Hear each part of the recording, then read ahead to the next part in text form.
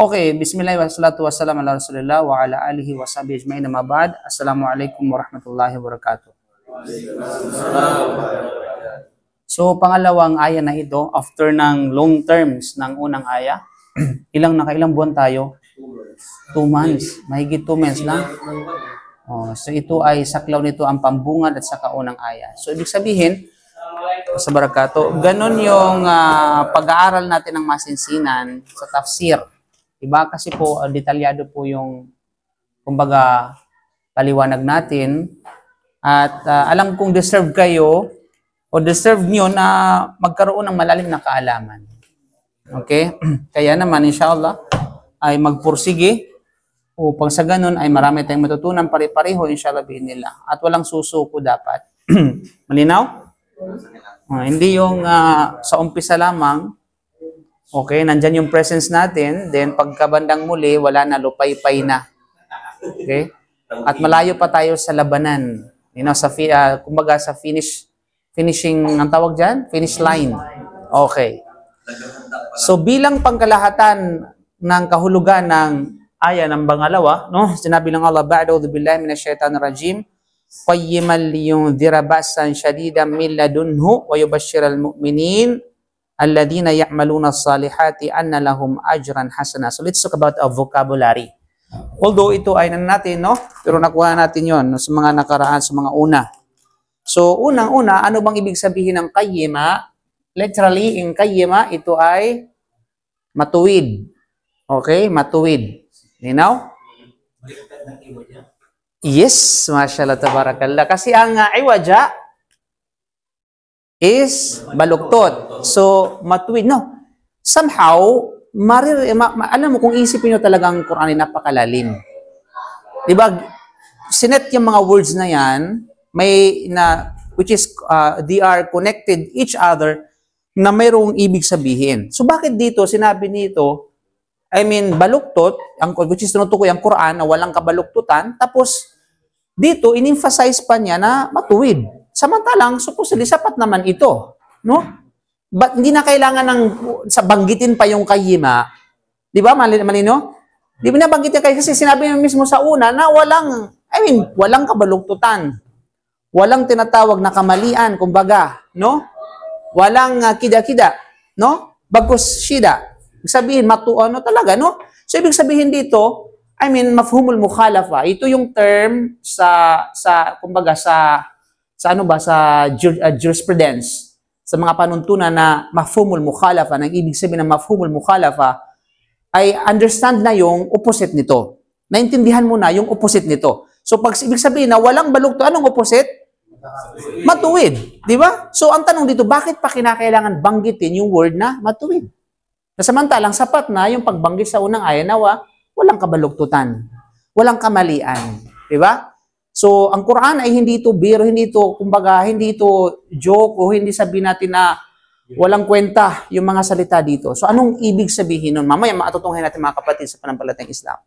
Linaw? So, qayyiman liyundhira basa. Liyundhira, ang ibig sabihin ng liyundhira, so dalawa yan, kung paano siya, dalawang ano yan siya, li plus yundhira.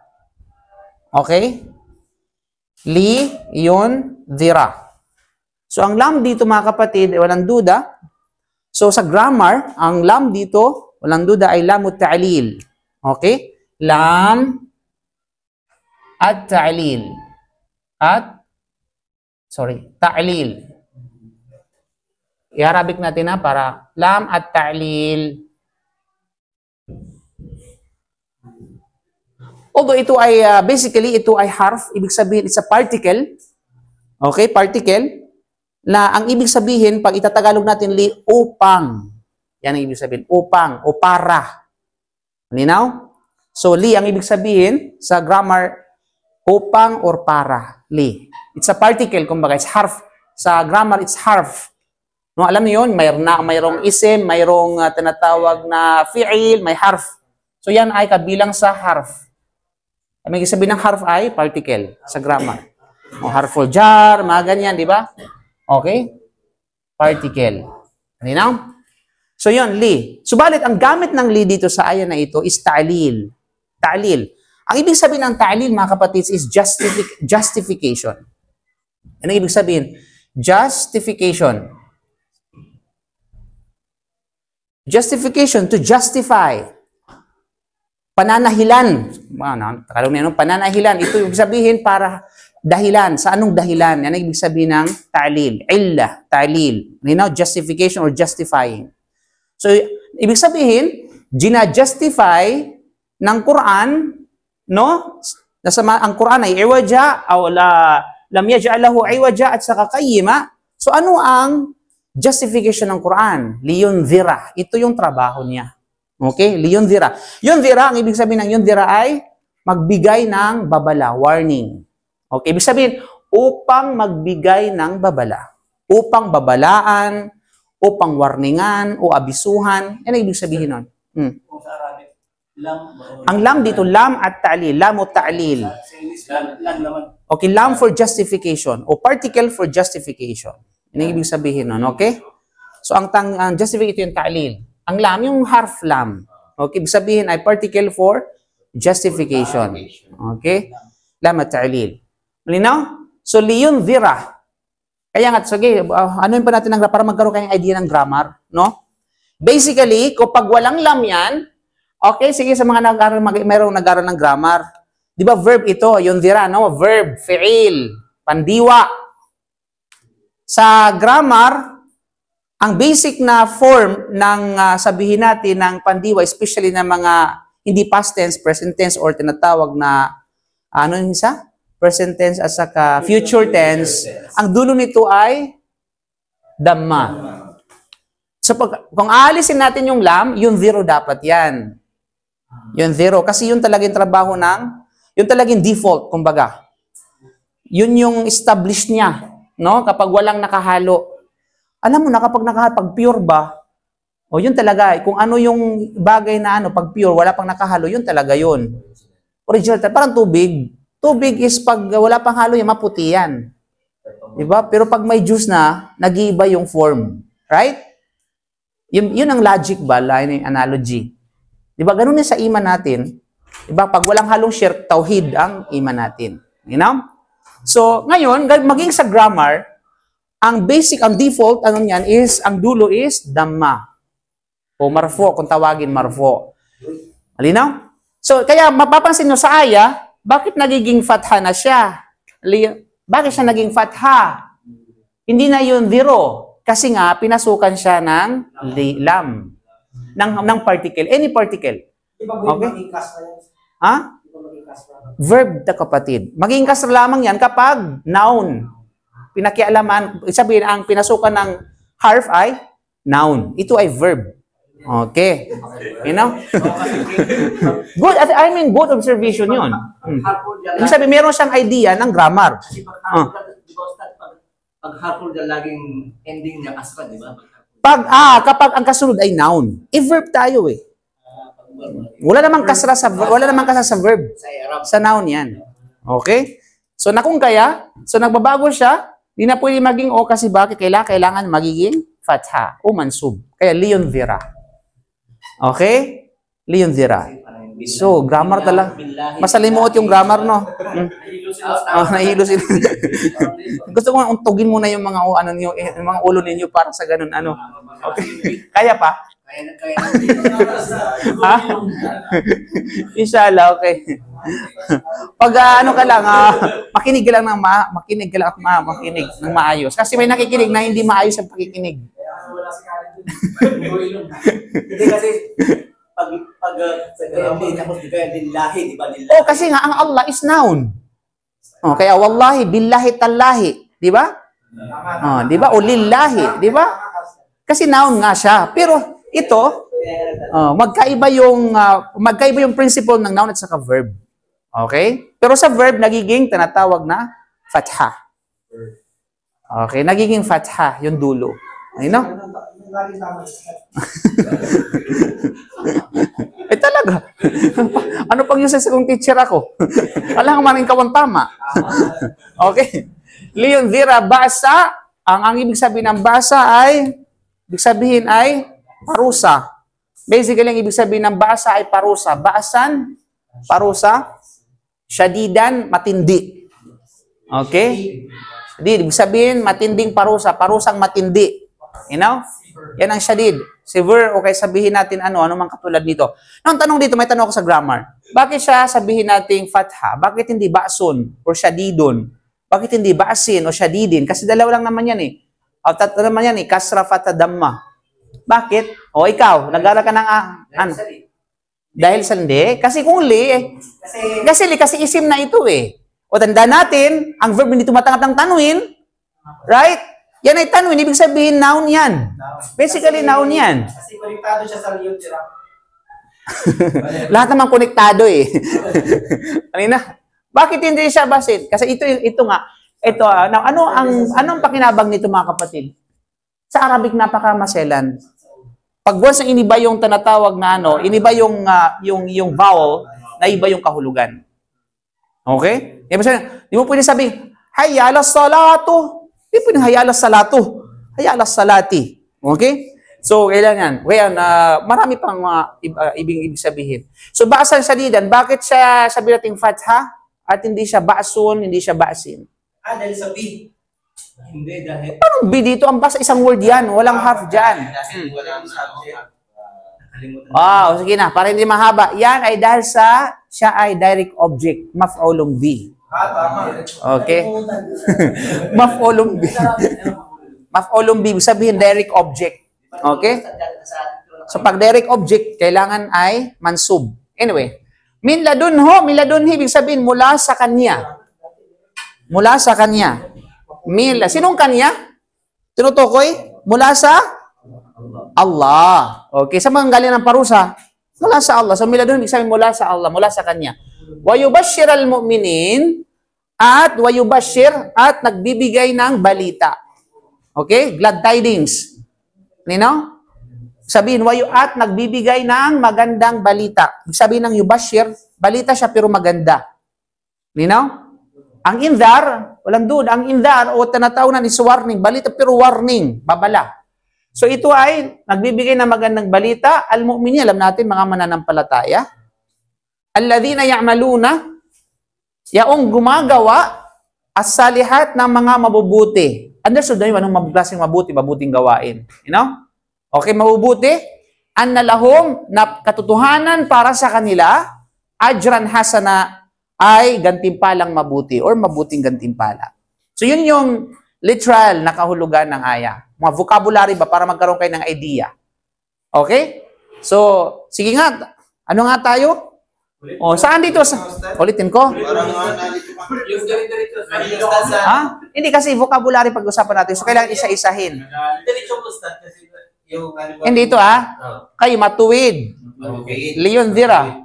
Upang magbigay ng babala or babalaan.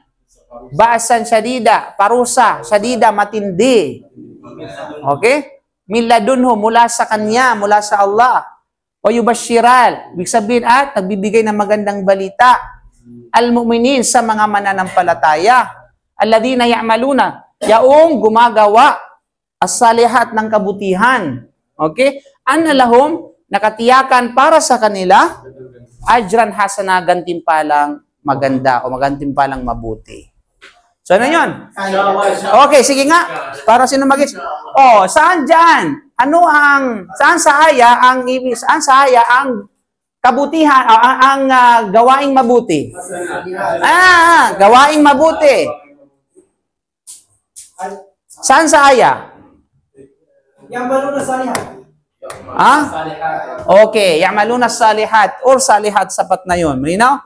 Okay, saan dyan sa aya na yan ang matindi? Shadid. Okay. Saan dyan sa aya na ng mula sa Kanya? Miladunho. Okay. Saan dyan sa Kanya ang magbigay ng babala? Anong litunvira? Binago mo yung litunvira. Litunvira. O saan sa aya yung matuwid? Kayima. O saan sa aya mananampalataya? Ano sa? Mananampalataya. Al-mu'minun. Okay, mananampalataya. Okay, saan dyan ang mabuting gantimpala. Ajran Hasan. Simple lang. Okay? Di ba? Sisiw lang.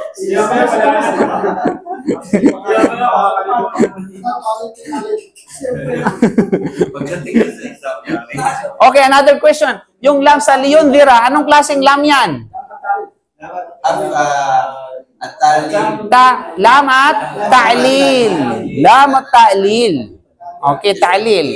Ano ibig sabihin ng ta'lil? Okay, ibig sabihin ay justification. So, particle of justification. Okay? Malinaw, mga kapatid? Sa ngayon. Sa ngayon, ha? Sa ngayon. Any question? In terms of grammar, in terms of ano, okay? In terms of tajwid, actually, natin yung tajwid dito. Yes, ano? Okay, si justification, okay. Okay. Ha? Malalaman natin sa tafsir yan. Nalinaw? Sa tafsir yan. Relax ka lang. Grammar pa lang tayo at saka vocabulary. Ha? Ibashira. Okay, wayubashira. Tanong niya, wayubashira ay busin ay magandang balita. Okay. Iwan ko. Okay, ito na.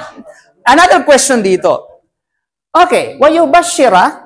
Ano sabi natin kanina? Ito ay verb, right? Verb ito, kapatid. Pandiwa. So sabi natin kanina, Ustaz, sabi mo kanina kapag verb o pag walang nakahalo ay dhamma.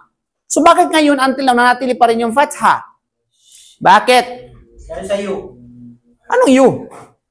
Dahil sa iyo. Yubashira. Hindi, yubashira dapat yubashiru. Yun ang basic talaga, default talaga niyan.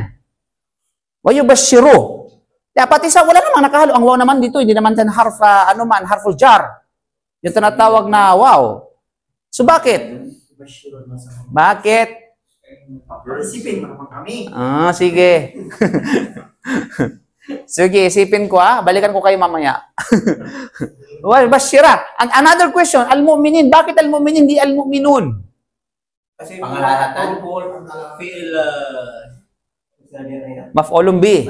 Okay, tama. Maf'ulun bi. Okay? Maf'ulun bi is direct object. Sa grammar, direct object.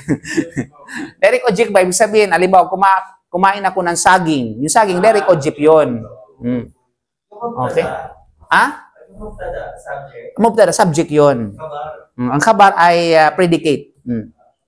Di ba may mga andun sila idea sa grammar? Ganun. Tagal na, no? So, yun talaga. So, yun. Ito, bakit? Kasi nga, dahil sa li. Kasi konektado yan. Leon Vira, wayubashira. Waliyubashira. Dapat. Yan na. Okay, dahil sa li, harfu ta'lil. Okay? Mga kapatid. Anyway, now let's talk about the meaning, mga kapatid, bilang pangkalahatan. You know, qayyiman liyon dirabasan syaridan min ladunu, yan ay ano lang yan. Literal na meaning.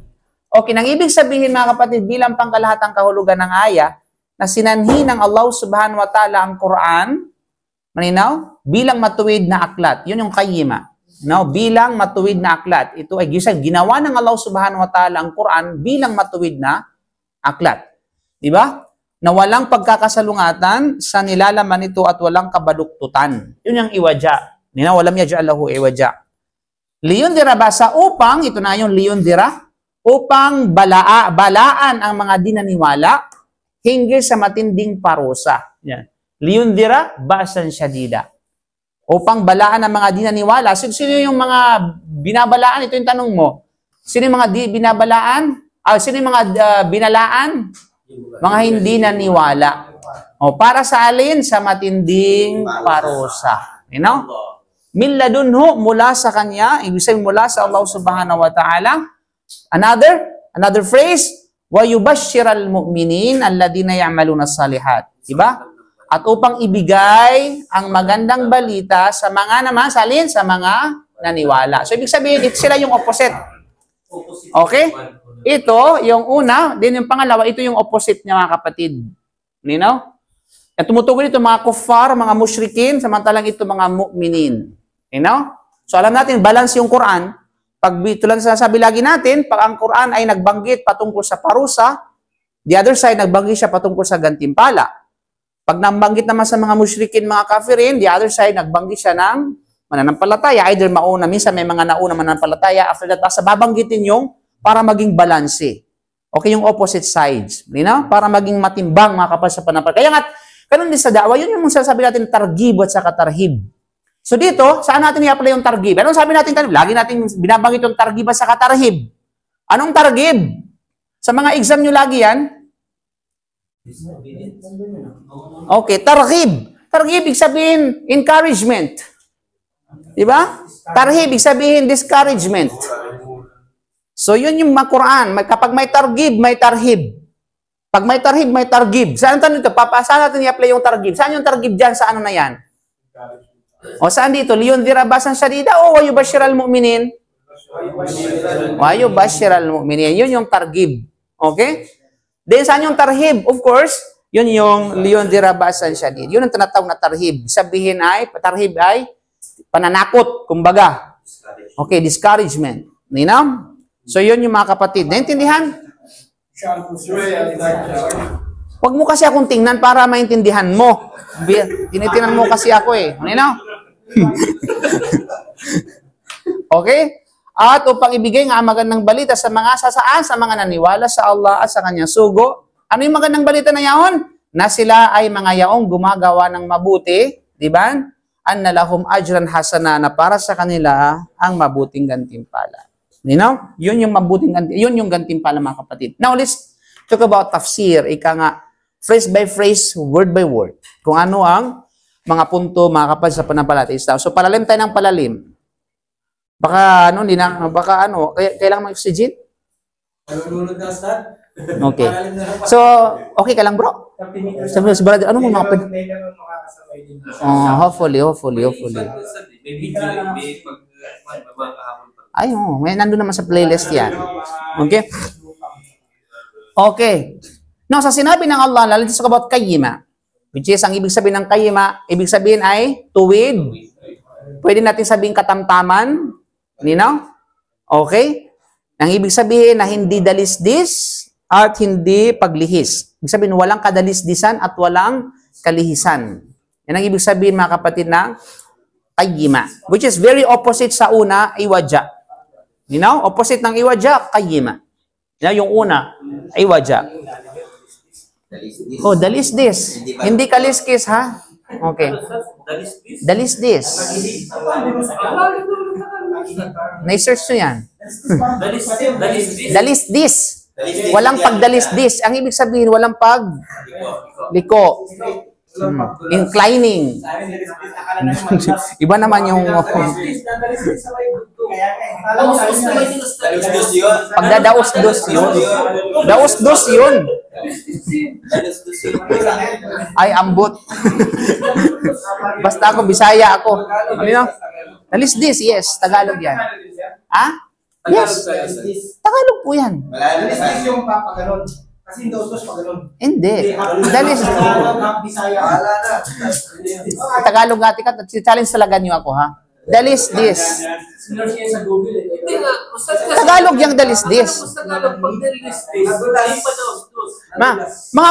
Mga kanto kasi yung mga alam nyo lang. Pambihira kayo. O, sloop. O, sloop ay ibig sabihin ganun ba? O, parang slant. Na hindi siya tuwid. Hindi siya tuwid. Baluktot. Ang daos-dos, padunan, madulas kaya daos-dos yung papadaos-dos ka. O, di ba? Dalis yung ibig sabihin incline or inclination, tilt. Ibig sabihin hindi matuwid ba? You know? Huwag nyo kasi akong anuhin kasi kina-question yung authority ko eh. Okay. Malinaw?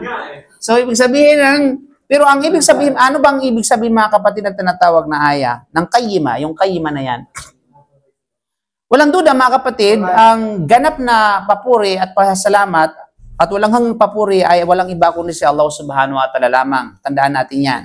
Na kung saan ay nagpahayag sa kanyang lingkod na si Muhammad sallallahu alaihi wasallam ng marangal na Quran. At hindi naglagay dito ng anumang kabaluktutan, ng anumang kadalisdisan o pagkakasalungatan o sinasabi nilang kontradiksyon. Okay? Ni sa mga salita nito, ni sa kahulugan nito. Ibig sabihin, itself man or the meaning ay walang kang makikitang kabaluktutan sa banal na Quran. Bagkus inilagay niya ito sa pinakamataas na antas. Okay? Pinakamataas na antas. Walang duda, ang opposite nito ay walang pagiging tinatawag na makatwiran at pagiging matuwid. Now, yan ang katangian ng banal na Quran. Kaya nga pag sinabi sa inyo, ano ang binanggit sa mga aya na yan bilang katangian ng Quran? Una, walam yaj'al lahu iwaja. Huwag kayo magsagot ng iwaja lang. Iwaja ang ibig sabihin baluktot yun. Pag sabi walam yaj'al lahu iwaja at hindi ginawa para rito ang kabaluktutan. O kasi pag iwaja lang yung sagot niyo, astaghfirullahal azim, ibig sabihin parang sinasabi mo, you affirming na ang Quran ay kabaluktot. Okay, mag-ingat kayo sa mga tanong at saka sa mga pagsasagot. Okay? Walam yaj'al lahu iwaja. Malinaw? So yun yung mga kapatid. Kaya pangalawa, yung pagiging qayyima. Ibig sabihin ng Quran ay qayyim. Ang ibig sabihin ay matuwid, makatwiran at saka katamtaman. So yun yun. Kaya alhamdulillah, laging pasasalamatan natin ng Allah subhanahu wa ta'ala kasi siya mismo ang nag-define ng Quran. Diba? Siya mismo ang nag-describe ng Quran. Kaya pag naintindihan natin ito, anumang ipinupukol sa atin patungkol sa mga di pag-aalinlangan ng Quran, huwag kang basta-basta maniwala sa nagpupukol. Samantalang yung nagpupukol sa'yo, hindi, walang duda, walang alam sa Quran. Di ba may mga ganyan mga Muslim na, ako naiinis ako sa mga nagtatanong sa akin minsan, Ustaz, ano yung sinasabi ni ganito ni Pulano, which is tinutulong ni Pulano, non-Muslim, na ganito daw yung Quran, ganito ang Allah subhanahu wa ta'ala, ganito si Muhammad. Parang nag-alinlangan ako, Ustaz. Astaghfirullahal azim, kapatid. Alam mo kung dito ka lang talaga sa harapan ko, subhanallah. Matagal na kitang dinikdik. Oh, subhanallah. Sino ba nagsabi sa'yo, bumato sa'yo ng mga bagay ng mga salita ito? Non-Muslim siya, totally normally, kalaban niya ng Quran. Alam nga namang puri niya yung Quran. Di ba? Alam nga naman, wala akong kundi huwag na sabihin. Di ba yung mga ganyan mga subhanallah, mga kapatid sa panampalatayang Islam. Hindi naman. Okay? Hindi naman mga kapatid, ibang tao. Subhanallah. So bakit ka mag-aalinlangan sa Quran na samantala nagsabi sa iyo laban sa bagay na ito yung kalaban ng Islam? Parang halimbawa, yung tao, may lumapit sa iyo na ganun lang yan eh. May lumapit sa iyo na isang taong hindi mo kilala. 'Di ba? Tapos sisiraan niya yung isang taong kilala mo. 'Di ba? So sino ba yung paniniwalaan mo? Yung taong na ngayon mo lang nakita, yung taong mas kilala mo? Walang duda. Diba? Tatanungin mo sa, anong katibayan mo para masabi mo sa kanya? Ayoko lang debating. Sabi ko, wala akong time magkipag-ano sa'yo, kapatid. Sabi mo, magtao ba ka sa Allah, pag-aralan mo para walang pag-alilangan yan. Okay, at magkaroon ka ng katiyakan dito. Kaya kasi ang alam mo nagsabi, nag-define sa Quran. Diba? Na sito'y qayyima, na ito ay matuwid. So, ano mang mga bagay na darating, naririnig, alam mo mga bagay na naririnig mo, nalalanghap mo, o kaya nasasagap mo, na negatibo patungkol sa Quran, abay, wag mo nang pansinin yan, kampanti ka na, ang Quran ay matuwid. Ang problema lang sa hindi mo pinag-aralan. Okay? So, anong problem ikaw? Kaya nagkaroon ka ng doubts, kumbaga, kasi nga hindi mo pinag-aralan ng Quran mismo. Diba? Kasi kung pinag-aralan mo ang Quran, maiintindihan mo yung mga bagay-bagay. Ikaw mismo ay kaya mo siyang, sabihin natin, sagutin ng tama, at kaya mo siyang tinatawag na ipagtanggol ang tinatawag na Quran. At saka hindi ka mag-react ng matindi. Hindi. Totoo. Oo. Sabi na din, kung minsan may mga kadibaan, may mga kadibaan, paniwala mo, bahala ka sa buhay mo. Sabihin mo lang, Ustad, huyo. Kasi sa atin, hindi naman pwedeng pilitin. Alam mo, pilitin ka pa sa paniniwala ko, bahala ka, ako ay maniwala. Basta ako, okay, ito yung paniniwala ko. Di ba, lakum dinukum, wala din. Kung nagkaroon ka ng doubt, sabihin, napapawasan yung pananampalataya. Indeed. Ang Quran ay dapat hindi pagdudahan ng isang mananampalataya. Okay. Once na kapag nagduda ka, mayroong malaking katanungan sa puso. Sa sarili mo. May something. Mga kapatid, no? Ipadoktor mo yan. Hindi na uso yung pananampalataya. Indeed. Okay, yes. Okay? Siguro dahil sa outside, Yan, because sa influence. At isa na yung mga kapatid, hindi lang sa influence, ha? especially Islam. Walang sapat na kaalaman. Diba? Kasi kahit pa, halimbawa, pinaliligiran ka ng fitna, kung meron kang naintindihan mo yung religion mo, wala yun. Okay? Cool ka lang ba? Cool. Hindi na. Actually, yung ustad yung knowledge. Start may papagtanong. Yung knowledge kasi ustad, hindi kayamanan eh. Hindi wealth eh. Yung knowledge talaga eh. Oo. Walang duda mga kapatid. Dahil yan, yun ang totoong kayamanan. Oo.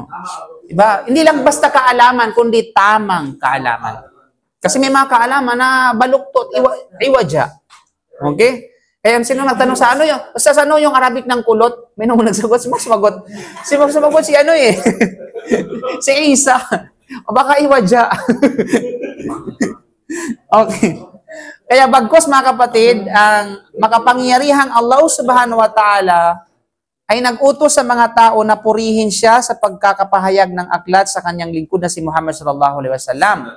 Dahil sa aklat na ito, ay may mga gabay, ay mayroong mga patnubay na nag-aalis sa kanila, nag-aalis sa mga tao, nag-aalis sa atin mula sa kadiliman tungo sa liwanag. Diba?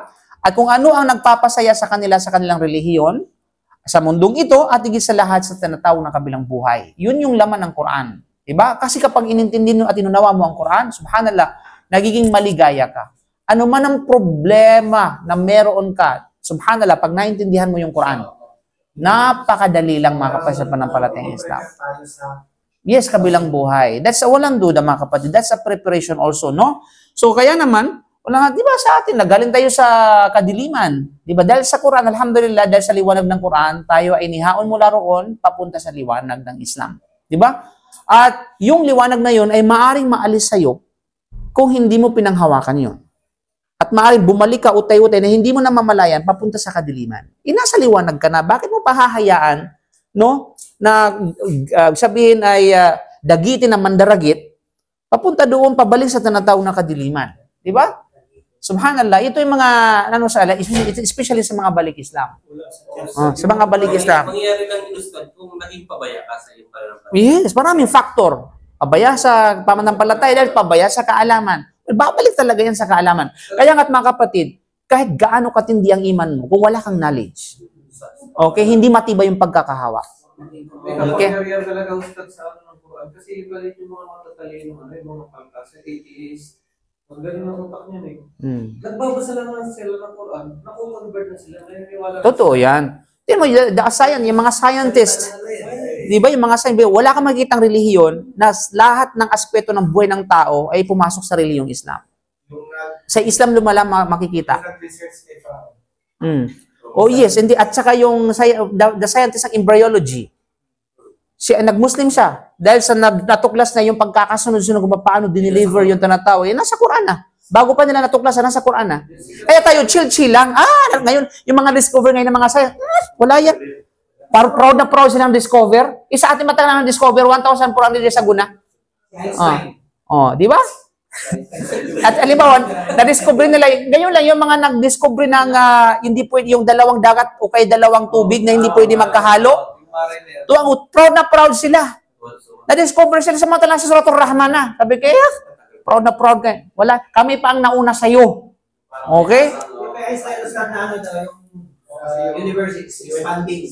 Oo, yun. Tapos sabi ko doon sa 1400 years ago, meron na yung... Wala, mayroon na. O yung tinatawag nilang Big Bang Theory. O, di ba? Oh, at saka at the same time yung natuklasan ngayon ng mga scientists yung parang may lamat yung buwan na nabaak. Sabi ko, subhanallah, nag-enjoy kayo sa amin, cool lang kami. Hindi namin matagal namin alam yan. Di ba, subhanallah? Di ba? So yun mga kapatid, so, ito'y nakakamangha, walang duda. Kaya nga, pag talaga, ang kulang talaga sa mga Muslim, yung kaalaman. Yung kaalaman sa Islam. Yun, walang duda. Ang inuuna kasi basketball. Puro basketball yung inuuna. Uy, wala akong binanggit ha. Pag-uusapan pa natin yan, haba yan. Kaya walang duda mga kapatid sa pananampalatayang Islam. Di ba? Tunay na walang, kung isipin natin ito, walang dapat pasalamatan kundi ang Allah. Kasi kung hindi dahil sa Allah na nagpahayag ng kapahayagan kay Propeta Muhammad SAW at ginawa ang Quran na walam yaj'al lahu iwaja qayyima, hindi natin maunawa ng mga bagay-bagay. Di ba? Hindi natin maintindihan kung bakit ganito, kung bakit ganyan, ano ang nangyari sa mundo, ano ang nangyari sa universe, maging sa sarili mo. Di ba? Subhanallah. Kaya balikan natin yung iwaja, ang salitang iwaja, which is kabaluktutan, ay dumating sa anyo ng nakira. Makikita natin mga kapatid, iwaja, yan.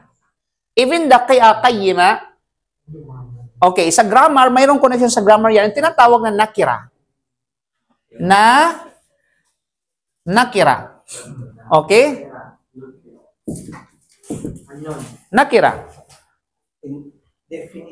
Okay, God, masyadong uy, may mga talagang mayroong kang ano, may mga, kailangan lang talagang i-review yung mga knowledge mo na yan, mga kapatid, no?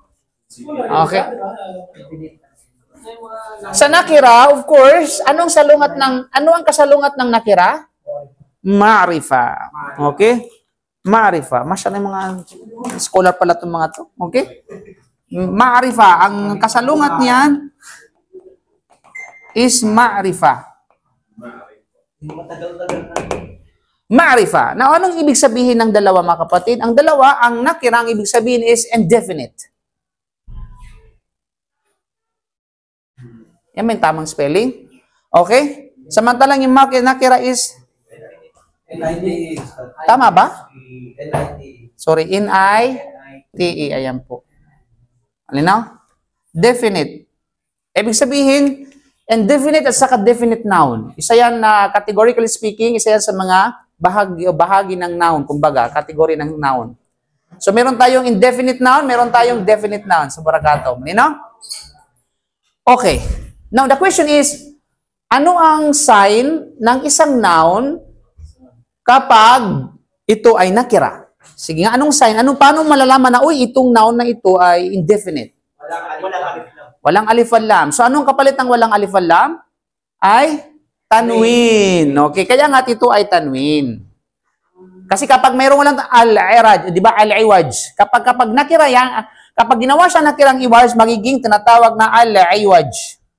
So, meron ng alif al lam. Okay? So, hindi pwede magkano yan. Kapag nawala si alif al lam, ang ano niyan is tanwin. Yan yung ano mga kapatid. Pag sinabing tanwin, double consonant. Double vowel. An, in, un. Okay? Yun ang ibig sabihin ng tanwin. Malinaw? So, kasi hindi pwede magsama yan. Magkaaway yan. Okay?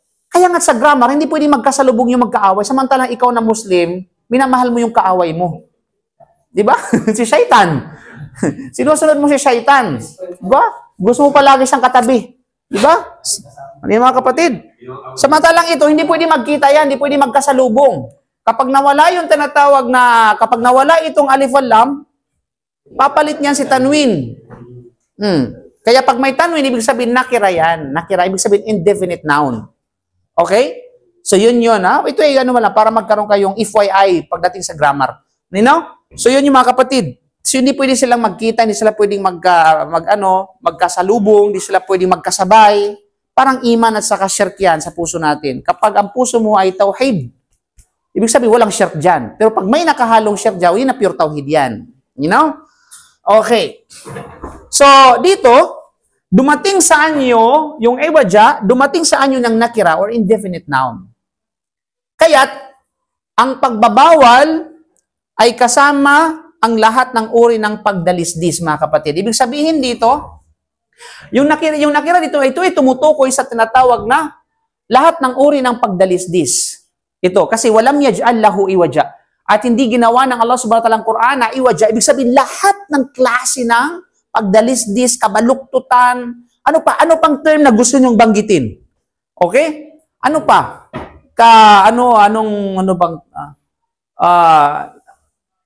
Kapintasan. Kapintasan. Basta lahat ng negative. Okay, any. Kaya nga't ito ay pangkalahatan. Kaya nga't yun yung faida. Yun yung kapakinabangan sa grammar, yun ang kapakinabangan ng indefinite noun. Ibig sabihin, pangkalahatan yun. Ibig sabihin, pumasok doon lahat ng mga katulad ng kahulugan nito, ibig sabihin nito, nandun na lahat. Saklaw sa kahulugan nito. Which is, general siya. Okay? Na nangangahulugan dito mga kapatid na bawal sa Quran ang lahat ng uri ng pagdalisdis. Ang lahat ng uri ng kabaluktutan. Wala yan sa Quran. Ni katiting, ni singgil, ay sa salita mismo, maging sa tinatawag na sabihin natin kahulugan. Kaya nga, sa grammar, kapag nag-aral tayo ng English grammar o Tagalog grammar, ano yung ating reference? Yung bala-rilala? Yung aklat, right? Sinong gumawa ng aklat na yun? Yung tao. The only grammar and the history na ang reference ito mismo ay ang kasulatan o ang kapahayagan. Only Arabic. Alam mo kung saan kinukuha yung Arabic grammar? Yung reference niya, ang Quran. Quran mismo. Okay? Hindi yung mga book ng tinatawag ng mga scholar. Ang mga book ng scholar, kinuha yan sa tinatawag na Quran. Yung kanilang tinatawag na pinagbabasihan ng kanilang grammar. Di ba? Kaya the only, do you think na ang Biblia ay nag-reference sa tinatawag na grammar? Nee. Okay? Buang na. Di ba sa makakita? Di ba? Biblia. Saan kayo makakita pag nag-aaral kayo ng Filipino grammar? Sa lawikain o kaya sabihin natin balarilang Pilipino na ang reference ay ang tinatawag na Biblia. O kaya sabihin natin ng English grammar na ang reference ay walang iba kundi Bible or King James Version. Wala. Pero pag nag-aaral ka ng Arabic grammar, ang reference ay ang Quran. Okay? Yes. Ano ba yung lingwahe ginamit sa Revelation of Injil, di ba? Yung unang libro. Di ba?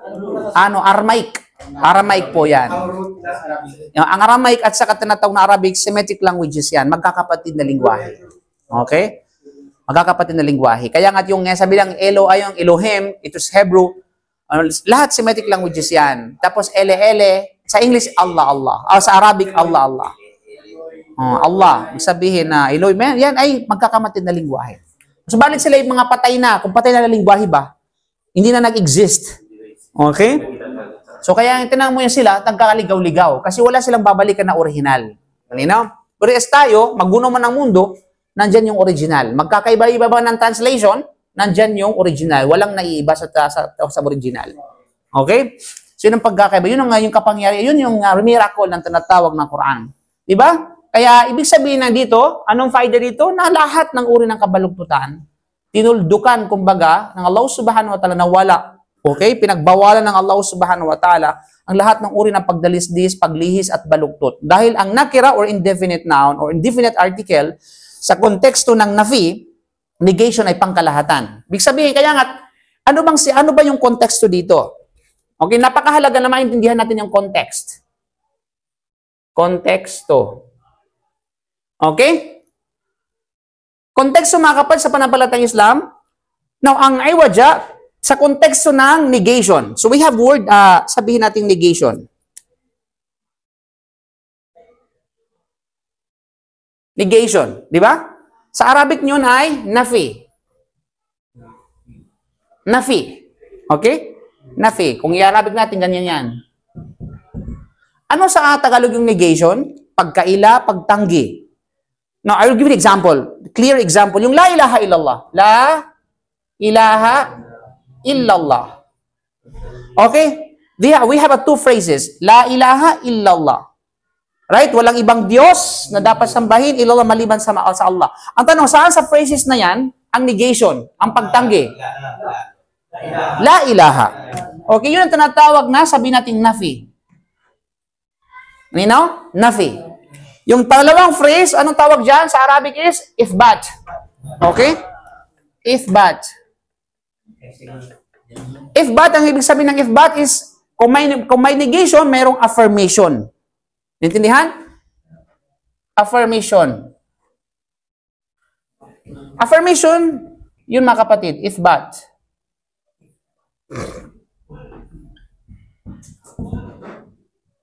Ifbat.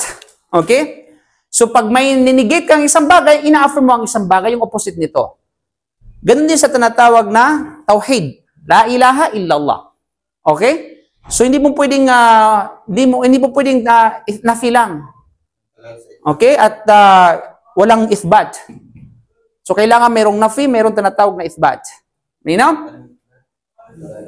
Tagalog, affirmation. Ang affirmation, ibig sabihin ay pag-kumpirma. O pagpapatibay. Paninigurado, panindigan. Yan ang ibig sabihin ng affirmation. You know? So yun mga kapatid. So ganun dito. Dito, ito yung nafi. Walam yaj'al lahu iwaja. Di ba? Tinanggihan, di ba? At hindi ginawa ng Allah para sa Quran ang iwaj. Kabaluktutan, yun yung nafi. Yun yung tinatawag na negation. Okay? Then, if but, qayyima. No? Qayyima. Isa yun ang affirmation. Ginawang matuwid. Sinanhin ng Allah na matuwid. So, look at the balance, mga kapatid, sa pananampalatayang Islam. Sa Quran, very balanced talaga yan. Kapag may negation, may affirmation. Di ba? Ganun yun sa tinatawag na ano. Okay. Kapag may targib, may tarhib. O, huwag kalimutan sa exam, ha? Kapag may targib, may tarhib. Kapag may negation, may affirmation. Kapag may nafi, may ithbat. Ay, sino na talaga?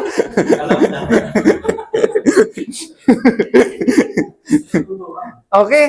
So, yun yung mga kapatid sa pananampalatayang Islam. Now, itong nafi na ito, itong tinatawag na ano na ito, indefinite noun, nasa konteksto ng pagtanggi.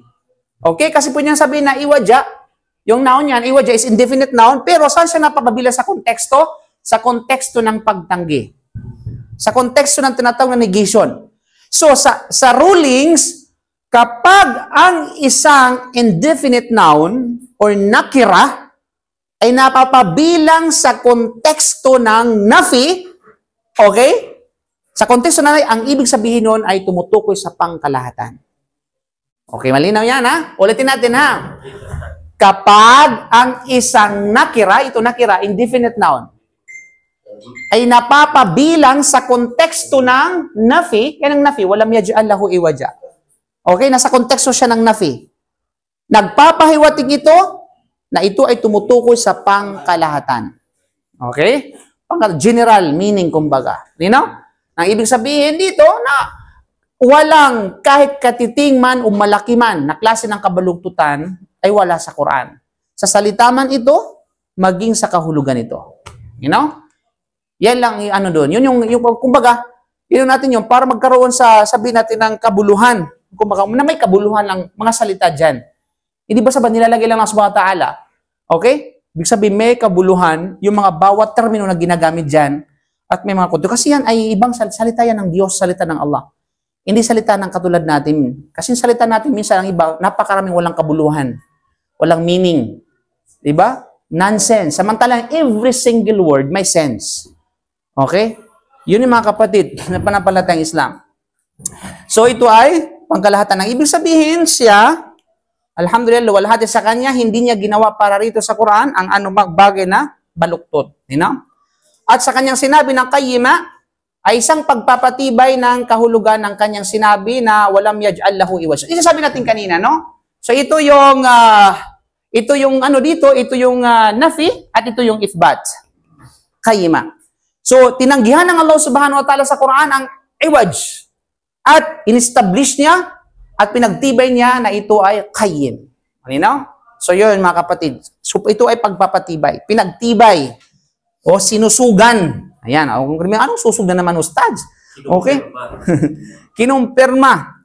So ito, binigyan, tinuldukan, di ba? Minarkahan, sinilyuhan, ambot. Okay? Di ba? So ang qayyima, ito ay isang pagpapatibay. It's ithbats, kumbaga, o takid sa barakato. Sa barakato? Ay, baka maano masagi mo siya, ha? Ito, basta ka ba na mabago? Raji, bago ka lang. Ayan, hindi ka nakakala. May kasap sa dali. Raji, ay sa may... Wala to, Ustad na. Ayaw, magkakawin. Sino? Okay.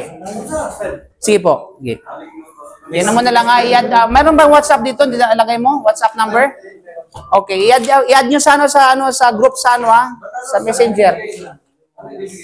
Pera. Oh. Pag mukha kang pera, sumabay ka. Okay. Okay. So, ang tanong dito mga kapatid sa panampalatayang Islam, di ba? I mean, dito, alam na, nalaman na natin na ito ay pagpapatibay. Okay. Ito ay pagpapatibay, mga kapatid sa panampalatayang Islam. Pagpapatibay ng naunang nabanggit. O pinagpatibay. Subalit, What's the point, ika nga? What's the point kung bakit pa kailangan ng pagpapatibay? Nasamantalang sapat naman ito sabihin ng Allah subhanahu wa ta'ala. Walang kabaluktutan. Nasa negation pa na, nasa konteksto pa ng negation, ibig sabihin, lahat ng kabaluktutan, wala talaga sa Quran. So bakit pa kailangan banggitin na ito ay kayyim? I mean, what's the point, ika nga? Di ba? Anong punto? Bakit pa kailangan itong banggitin? Bakit pa pinagtibay yung kayyim? Bakit pa kailangan sa natawag na why? Hindi lang yan. May mga may sikreto dyan. Malalim na sikreto. Mababaliwala yung statement, Ustad. Ha? Ha? Parang mababaliwala. Hindi mo sa mababaliwala. Parang hindi masyado nibigyan ng pansin. Hindi masyado matimbang. Ganun ba? Hindi para suportahan na talagang magkaayos sila. Okay, masya Allah. Tama naman yung mga sinasabi ninyo. Oh, pero hindi yun ang sagot. Ang sagot ito yung dahil mga kapatid. Kasi bakit? Dahil maaring ang isang bagay ay maaring tuwid sa anyo. Pero pag sinuri mo, baluktot pala. Right? Totoo yan. Indeed. Okay, even the politics world, ika nga, di ba, hindi pwede sa Quran yan. Kasi maraming mga taong unang tingin, unang presyon, no, tuwid. Di ba? Pero once na kapag sinuri mo sila, tulungan ngayon, mga nagva-viral ngayon ng mga ano ngayon? No. Wala akong sinabi, ah.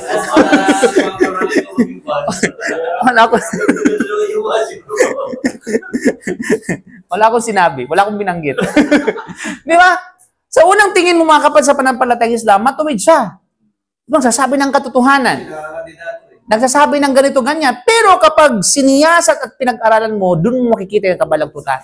Sa Quran, yun ang punto ng Quran. Kasi kinakailangan niyang pagtibay ng kayyima, na although sabihin mo, yun ang impresyon ng Quran, napakaganda, pero pag sinuri mo, lalo mong mapagtitibay na ito ay katotohanan. Di ba? So yun yung mga kapatid, yun ang duto. Kasi talagang, minarkahan. Kumbaga, talagang sinilyuhan na talaga ng Allah subhanahu wa ta'ala na walang puwang. Kaya sabi natin kanina, hindi baluktot sa salita, ni sa kahulugan. Okay? Ni sa tinatawag na kahulugan. Pag sinabing salita, yung grammar, yung syntax. Di ba? Wala kang makikita dyan, mga kapatid. Kaya pinaka-expert na Arab na marunong sa grammar, ito lang sabi ko sa inyo, meron akong kaibigan ba na sa Jura nag-aral mo, Mu'ta. University of Mu'ta. Di ba? Ang kanilang professor ng kanilang nahaw ng grammar ay Christian Arab. Pero once na kapag siya'y nag-lecture, binabangit yung reference ay ang Quran. Biro mo. Kasi alam nila na ang Quran, pagdating sa tinatawag na grammar, walang mali. Walang mali mga kapatid sa panampalatayang Islam. Di ba? Sinalin siya ng mga sabi ng Quran mismo. Sinalin mismo sila. Di ba? Mag-provide kayo ng katulad ng Quran. Pagdating sa grammar, pagdating sa meaning at pagdating sa natawag na grammar. Di ba? Kaya binili kayo dyan ng kayyima. Na kahit anong mo, kahit sa unang impression, magandang Quran ganito, ganyan. Okay? Kayyima, walang duda na ito ay, pag lalo mong pinag-aralan, ibig sabihin na pag mapagtatanto mo na ito ay katotohanan. Di ba? So kaya alhamdulillah, maraming nag-Muslim dahil sa Quran, nagbasa ng Quran. Maraming makapal sa panampalatayang Islam. So ito isang bagay na maaring ang isang bagay na tuwid ang anyo, ngunit ito ay hindi ligtas sa kabaluktutan kung susuriin. Di ba? Kaya sa mga tuwid, pinagsama ng Allah ang pagtanggi at pagkaila sa kabaluktutan at ang pagtatatag at panindigan sa pagiging matuwid. You know? Kaya yun ang punto, yun ang benefits nun. Kung bakit mayroong tinatawag na ta'kid, mayroong sabihin natin pagpapatibay, mayroong ithbat, after na binanggit yung nafi. Na samantalang, sapat naman na sabihin natin yung nafi lang. Di ba? Pero bakit kailangan mayroong binanggit na pagpapatibay? You know? Okay, so upang sa ganon, na walang puwang sa anumang direksyon ang kabaluktutan at sabihin natin kasiraan o korupsyon naman katulad nito. Okay. So yun nga, ito yung katanungan. So kalimbawa kung sasabihin mo, ano ang pagkinabang ng pagsasama-sama ng pagtanggi sa kabaluktutan at pagtatag sa pagiging matuwid kung ang isa sa kanila ay sapat na para sa isa. Yung sabihin, ano ang pakinabang nito, di ba? Bakit pinagsama silang dalawa na samantalang ito, sapat nang sabihin ito at hindi na kailangan sabihin ito o kaya hindi na babanggitin ito at sapat nang sabihin ito. Di ba? Pwede man sabihin ng Allah, anzala al-kitabi walam al-kitabi qayyima. Di ba? Pwede man sabihin ng Allah subhanahu wa ta'ala yun, di ba? Di ba? Ang Allah subhanahu wa ta'ala ay katotohanan nagbaba sa kanyang alipin ng kitab na matuwid.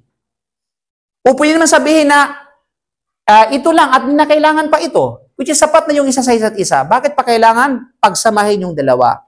Okay? Pagsamahin. So ang kasagutan mga kapatid, ang kapakinabangan nito ay ang ta'kid. Yun ang kapakinabangan, ta'kid. Word na ta'kid. Ta'kid. Okay? Ang ibig sabihin ng ta'kid, assurance.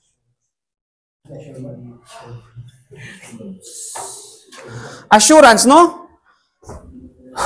Okay? O pagpapatibay. Sapagkat marahil ay makikitang matuwid ang isang bagay at kilala sa pagiging matuwid nito, subalit kapag ito ay siniyasat at sinuri naman, ay hindi pala ligtas sa kapagiging baluktot. Kaya nga, maging sa mga, alam mo, sa mga lawyer, sa mga mababatas, napakaingat sa mga statement yung mga binibitawan nila. Mapaingat yan sila. Lalo pat pagdating sa judgment. Maging sa yun, maingat sila mga kapatid, every single words pinag-aralan kung ano ang dapat. Once na kapag nakita ka ng isang mali doon, makikitang loopholes yun. Maaring i-apila, maaring i-object yun. Ibig sabihin, nagpapatunay lamang kung gaano sila katalino. Kung gaano sila pinaira nila yung tinatawag na isip nila. So kung sila ginagawa nito, paano pa kaya ang Quran?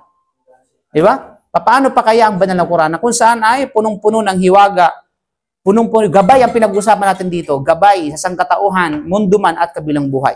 Kaya sa kailangan, nandiyan yung tinatawag na sabihin natin ay papatibay, nandiyan yung sabihin natin kalinawan sa mga bagay-bagay. Okay, iba pang pagpapakahulugan ng kayima. Okay, another meaning ng kayima, maraming mga kapatid. Una, ay adala. Another meaning ng kayima. So, sa kayima, sabi ko sa iyo, isang 2 buwan pa ito hagulin natin. Okay? Para lang maintindihan yung isang salita. Okay, tama na? Okay? Okay na? Picturean mo na. Tapos na. Okay. Matala kayo eh. Pwede nyo i-share yan sa group nyo.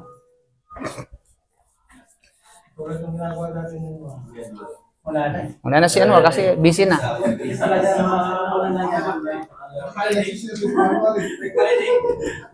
Bro, ang biro na laking bagay, alam bakit ay talagang ngayon nagtingkod na bawat isa. Okay. Kayima, mga kapatid, another meaning ng kayima ay walang iba kundi adala. Okay? Adala. Ang ibig sabihin ay adalan. Ang ibig sabihin ng adala ay makatarungan. Okay? May hustisya, adil or adil. Malinaw? Makatarungan at ang tafsir, nagbigay ng tafsir niya na adila ay si Ibn Abbas. O nasaan si Abdul Aziz? Okay? Tinanong kong si Abdul Aziz. Pagiging makatarungan.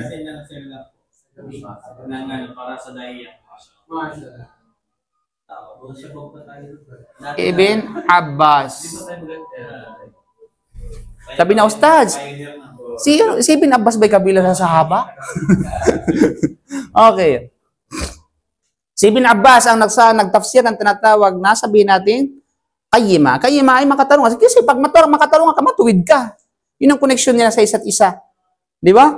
Okay, sinabi na ang ibig sabihin ng adala ay, ng kayima ay tagapag-ingat. Kaya tagapag-ingat ng lahat ng mga kapahayagan. Ulitin ko, tagapag-ingat ng lahat ng mga kapahayagan. Iyon ay nagpapatunay sa mga ito at nagpapawalang bisa sa mga batas na dala nito. At ang nagtafsir niya ay walang iba kundi si Al-Farra.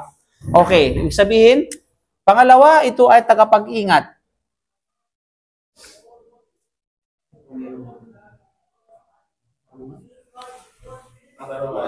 Ng lahat ng mga kapahayagan.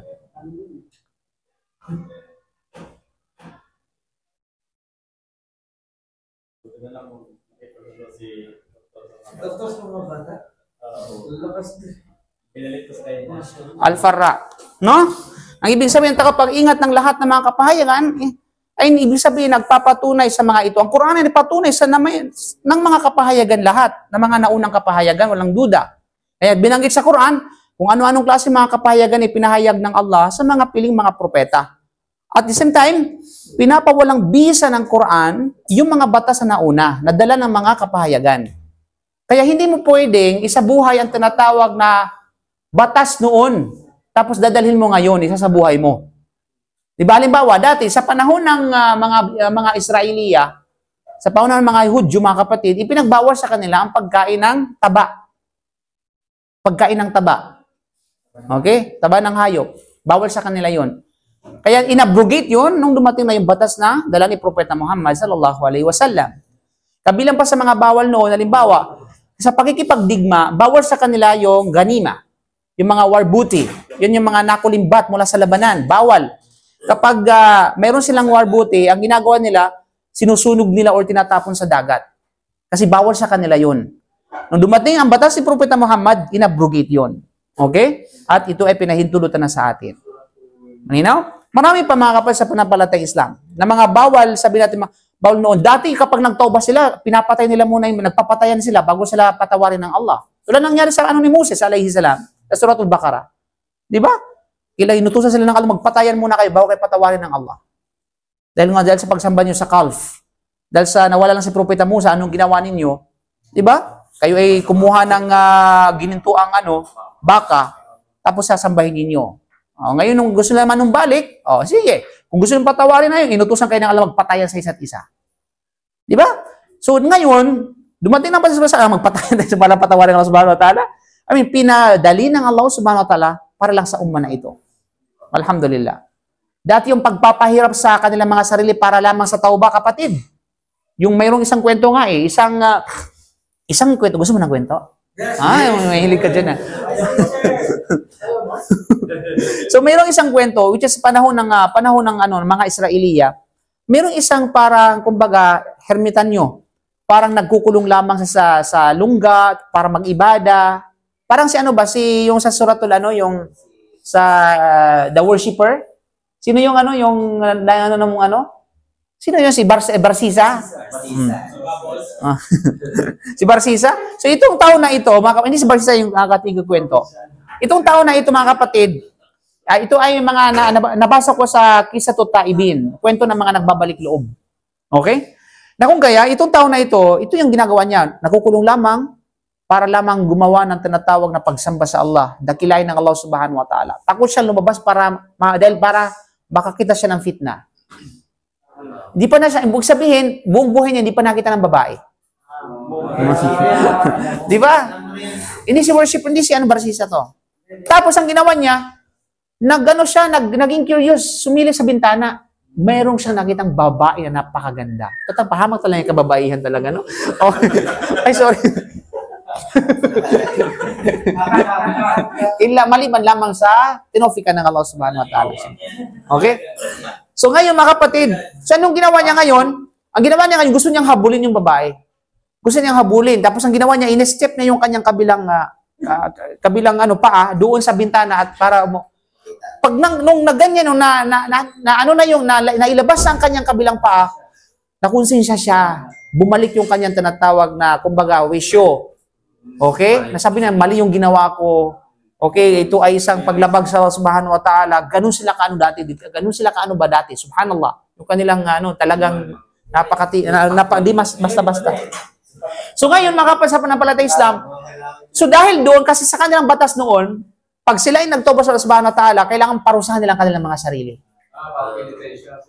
So anong ginawa nila ngayon? Hindi niya ngayon binalik yung kanyang tinatawag na sabi natin paa. Inabutan ng winter, inabutan ng summer, inabutan ng autumn, hanggang sa, ang tawag dyan? Hanggang sa nalagnas na ang kanyang tinatawag na Ganon sila dati, mga kapatid. Kasi sabi niyo, batas sila noon, kapag ikay ay nagtauba sa Allah, kailangan mo munang dumaan ka sa pagpaparusa sa sarili mo. Para sa ganon, para maano mo ba? Para maipakita mo talagang nagtauba ka sa Allah subhanahu wa ta'ala. Nagsisisi ka sa subhanahu wa ta'ala, nagbabalik lupa sa Allah subhanahu wa ta'ala. Pero ngayon, alhamdulillah, dumating yung batas si Prophet sallam, sapat na ang pagsabi mo na astagfirullah at panumbalik na huwag mo nang balikan yun para pagpapagaan sa umma na ito. Hindi ba napakapalad natin? Hindi sinasadya. Siguro. Kasi wallahi, kung lahat ng kaparusahan, walang magtatagumpay. Kung lahat ng makamalian na ginagawa natin ay mayroong kaakibat na parusa ng Allah subhanahu sa atin, wala. Lahat ay mawawasak. Lahat ay mawawasak, mga kapatid. Kaya Subhanallah. hindi pala idea sa Shia. Ayan, iba yung idea ng Shia. Idea ng Shia para para doon sa pagbibigay pugay doon sa ni Hussein, ni Hassan, ni Hussein pala. Hindi 'yon, you know? Okay? So yun, mga kapatid, so walang duda ang Quran ay nagpapawalang bisa sa mga batas na dala nito, ng mga naunang tinatawag na sabihin ng mga naunang kapahayagan. Sinabi rin ng ibig sabihin ng qayyima ay tagapangasiwa ng lahat ng mga kapahayagan, which is tulad din ng tagapag-ingat, no, tagapangasiwa, na pinatutunayan ang mga ito at sinasaksihan ang pagiging tunay ng mga ito. So ang Quran mismo ay patunay na tungkol sa mga naunang kapahayagan at sumaksi din ng Quran patungkol sa mga ito, sa mga naunang kapahayagan. Yan, which is yan ang ibig sabihin ng qayyima. Another meaning ng tinatawag na which is ng qayyima, okay, tagapamahala sa interes ng sangkatauhan. Okay, tagapamahala sa interes ng sangkatauhan at sa mga batas na kinakailangan para sa kanila. Okay, ang Quran ay walang duda, ito ay tagapamahala sa mga batas. Kaya nga't mayroong ang Quran ay panuntunan ng buhay natin. 'Di ba? Ito ang nakakabuti sa atin sa mundo at nakakabuti natin sa kabilang buhay kapag tayo ay sumunod dito. So ito ay tagapamahala sa interes ng sangkatauhan. So ano bang interes ng katauhan? Siyempre, walang duda ang tinutukoy dito, yung interes ng hindi individual, kundi interes na which is nakakabuti sa kanila sa daigdig at sa kabilang buhay. Okay? So yun po ang ibig sabihin ng qayyima. Now, ang katulad, walang duda, mga kapatid, ang katulad ng talatang ito sa pagpupuri sa banal na Quran ay ang sabi ng Allah na makapangyarihan sa lahat sa Surah Ibrahim, chapter 14, verse 2 ng banal na Quran. Okay? 14, verse 2. Anong ba sabi ng Allah? Alif Lam Ra, Kitabun anzalnahu ilayka litukhrijan nasa minadh-dhulumati ilan nur biidni rabbihim ila siratil azizil hamid. Diba ang Quran na ito ay aklat na aming ipinahayag sa iyo, Muhammad, upang alisin mo sa pamamagitan nito ang mga tao mula sa pagkaligaw patungo sa gabay at liwanag sa kapahintulutan ng Allah na kanilang Rabb. Sa pamamagitan ng kanyang gabay sa kanila, tungo sa Islam na ito ang daan ng Allah na Al-Aziz, makapangyarihan at kataas-taasan, Al-Hamid, ang nagmamay-ari ng lahat ng papuri, na pinupuri sa kanyang mga katangian at kanyang mga gawa sa lahat ng pagkakataon. At ganyan kanyang sinabi sa Suratul Isra, chapter 17, verse 9. Okay?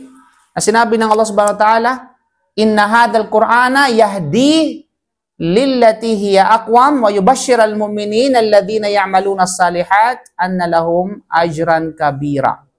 Katiyakan ng dakilang Quran na ito ay aming ipinahayag sa aming alipin na si Muhammad upang patnubayan ang mga tao, di ba? Patnubayan ang mga tao saan? Tungo sa pinakamabuting kaparaanan. Na ito ay relihiyong Islam at upang ibigay ang mga gandang balita sa mga mananampalataya na nagsasagawa ng anumang ipinag-utos ng Allah at umiiwas sa anuman na kanyang ipinagbabawal. Na walang pag-anilangan, ang para sa kanila ay dakilang gantimpala, ajran kabira. Dito naman ajran hasana. Okay? Nang tunutukoy dito ay walang iba kundi Jannah.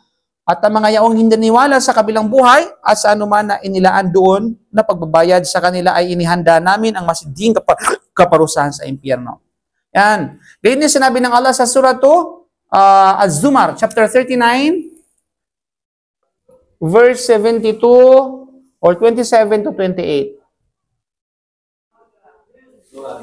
Az-Zumar. Sinabi ng Allah, walaqad darabna lin-nasi fi hadzal Qur'ani min kulli mathal la'allahum yatadhakkarun. Qur'anan Arabiyyan ghayra dhi 'iwaj la'allahum yattaqun. At katiyakan nagbigay kami sa kanila ng mga walang pananampalataya na mapagtambal sa pagsamba sa Allah ng halimbawa na nasa dakilang Quran, naghahambing sa bawat pangyayari sa mga naunang tao upang sila ay takutin at balaan. So nandyan yung tinatawag na tarhib. No, nang sa gayon ay makaalala sila at lumayo sa anuman na kinaroroonan nila na pagtanggi at di paniniwala sa Allah. At ginawa namin ang dakilang Quran na ito sa wikang Arabic na malinaw ang mga salitang ito at madaling intindihin ang mga kahulugan nito. Malinaw ang mga salita at madaling intindihin. Actually, madali man talaga intindihin ng Quran. Kapag talagang nagporsige ka, kapag nag-aral ka, basta ano mo lang yung tinatawag na, kumbaga, the only key talaga dyan is determination. Okay? Yung constant determination. Kasi pag determination lamang at walang constant, maaaring sa umpisa. Pero pagdating sa tinatawag na gitna, di ba? So, constant determination. Kasi kahit kami, do you think naaabot kami sa sa ganitong level? Kung hindi kami wala yung constant determination namin sa pag-aaral? Di ba? Okay, kaya nga sabi ng mga Arab, man jadda wajad. Ang ibig sabihin, sino man ang nagpursige at naging seryoso sa pag-aaral, wajad. Matatagpuan niya yung katanatawag na success o tagumpay. Okay? Malinaw? So, alam do that. So, ang Arabic, ang Quran ay binabasa sa wikang Arabic. Malinaw ang mga salita nito at madaling intindihin ang mga kahulugan nito. Madaling intindihin naman, di ba? Pag sinabi ng halaga nito, ganito madali. Mahirap ba? Ang Quran ay walang kabalugtutan. Tapos ngayon, nagdududa ka. Bakit ganito? Samantalang napakadaling intindihin. Walang kabalugtutan, tapos ikaw nagdududa. Ganun lang naman yun. Ibig sabihin, may problema talaga sa puso mo. Okay? So, hindi. Nagdududa sila sa mga tao na dati. Di ba? Mas pinaniwala ang shaitan kasi mga kapatid. Shaitan, nagbubulong minsan. Nagka-cast ng doubts. Sa isang kumpanya, hindi sila naniniwala sa mga Muslim na kasi nga Binabasa nila sa ulan nila. ay, hindi ako man mag-Muslim kasi yung mga Ayun yan. Yung mga tao kasi yun yung mga ano lang ba, scapegoat ang tawag dyan, nag-scapegoat. Ayun lang talaga nila, ayun lang talaga natanggapin ang katotohanan. Ayun lang pasukin ang katotohanan. You know? Okay. Pwede sabihin natin, bakit? Kami ba mga Kristiyano, kayo ba mga Kristiyano, kami ba ay binabasihan ba namin yung pagiging ligaw ninyo dahil sa inyong mga ginagawa?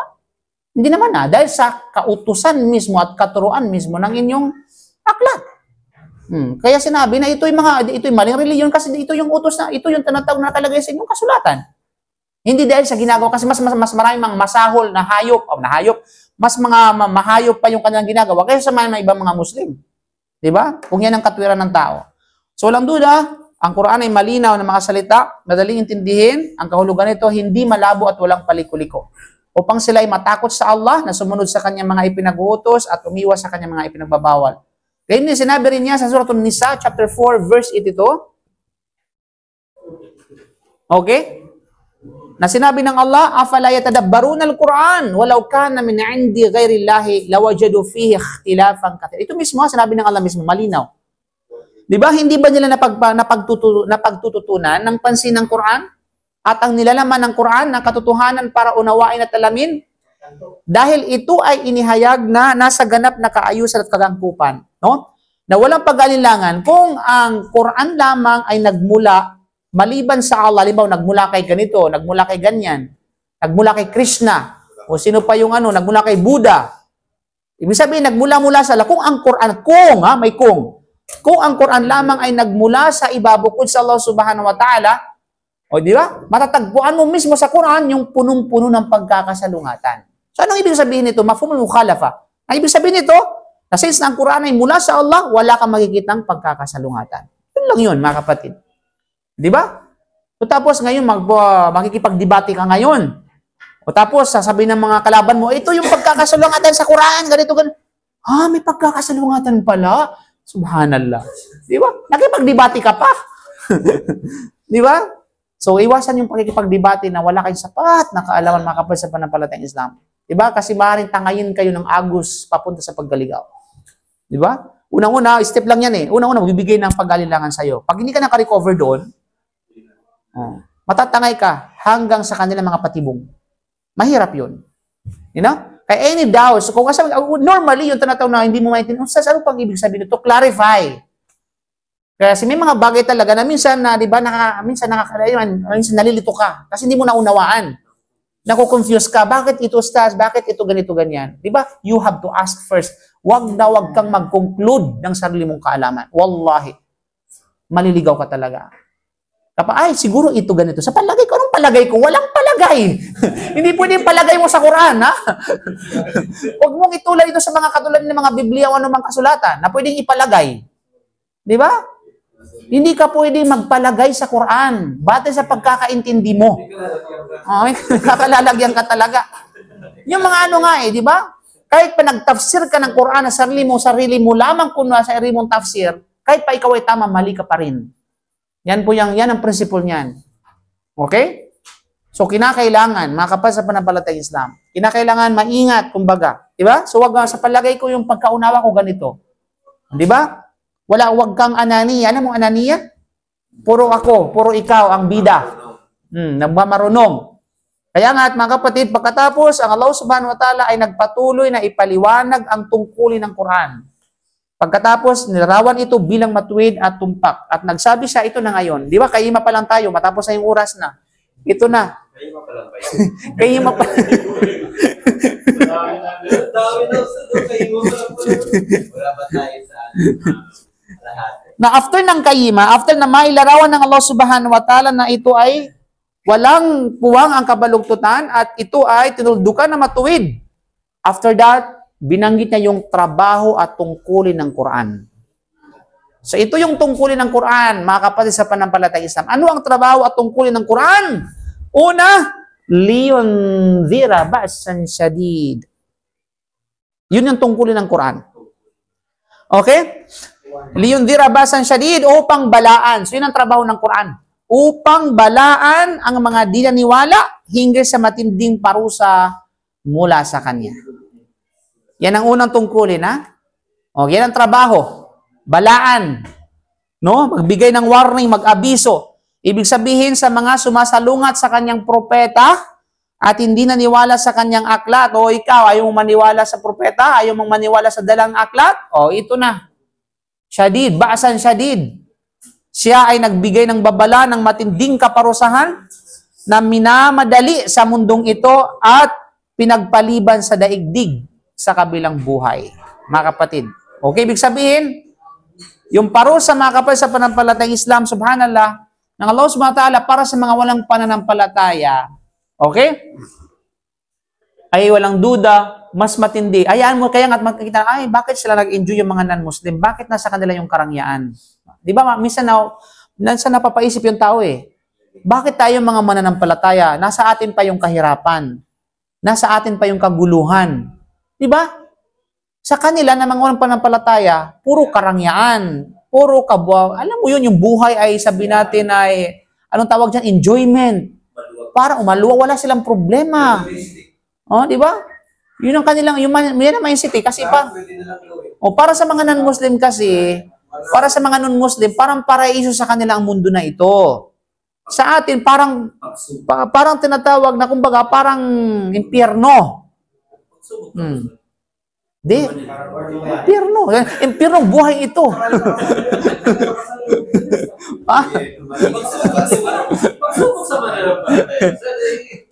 Actually, parang kulungan. Sabi na, magandang term niya. Parang kulungan ang mundo na ito para sa mananampalataya. Nasa dito, di ba? Al-Jannah, ad-dunya sijnul mu'min wa jannatul lil kafir. Wal akhiratu sijnul kafir wa jannatul lil mu'min. Kasi ang mundo nito ay paraiso para sa mga walang pananampalataya. Di ba? Paraiso. Pag sabihin paraiso, malaya. Ano ba ang meron sa paraiso? Karangyaan, di ba? Kalayaan sa mga bagay-bagay. Gagawin mo ang anumang naisin mong gawin. Yun ang paraiso. Kasarapan, kaligayahan, kagalakan, lahat na. Doon sa amin, alam mo, masaya na sila. Ba't sa inyo lang ba? Duwa na lang ng duwa. Kung medyo sa kantilin, kumatok ng polis. Dito, ang dami namin kasong puro alak. Subhanallah. Alam mga OFW dito, mga kailangan digdigin itong mga OFW Alam mo pala loob, gusto ko, picture ko sila, inaano sa messenger. Yun talaga. Ano mo yan, sana nga para mahuli. Subhanallah, sabi magbibigay ka ng problema sa pag nakita ko talaga yung mga yan, huwag kayong magpakita sa akin sa office. Ano yun? Bahala. Ibigay mo sa akin yung mga pangalan ng mga yan. Kasi once kapag nahuli sila, sasabihin ko talaga yan sa head namin. Pag nahuli kami, sigurado ka Hindi, walang duda. Kulong ka talaga.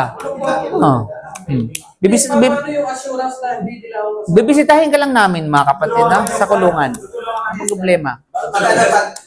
Mag-tindray ka, alam na nila sa madre ka. Huwag kang mag-alala, inshallah. Okay? Hindi ka pabayaan ng Allah subhanahu wa ta'ala. You know? At saka lang nila, pag kapag was na Muslim ka, na ano man, which is, may mga ano, ma-absolve ka naman. O gano'n kasi pag nandun ka, pag once na nag-read sila, kaya pag once na nag-inom sila, umalis ka. Sabi mo kakalis, kapag uwi ko palang pagod na pagod. O di, matulog ka. Di ba at least pag nagano ka na, nahuli sila, natulog ka. Sabihin na, ang open na to, tulog na.